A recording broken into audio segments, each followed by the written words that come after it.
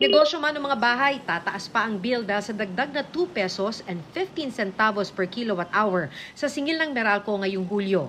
Pinakamalaking ambag sa pagtaas ang generation charge. Nakasabay din sa pagtaas ng transmission charge, buwis at iba pa.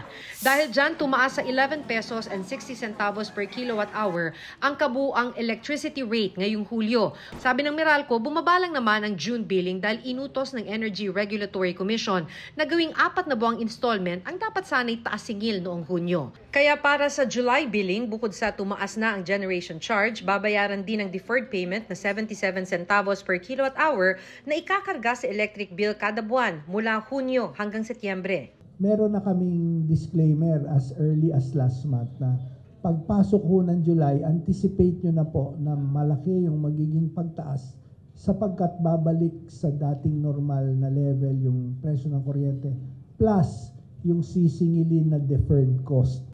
Dagdag na 430 pesos na babayaran sa electric bill ang mga kumukonsumo ng 200 kilowatt hour kada buwan. Mahigit 800 pesos kung 400 kilowatt hour ang konsumo at mahigit 1,000 piso kung 500 kilowatt hour kada buwan.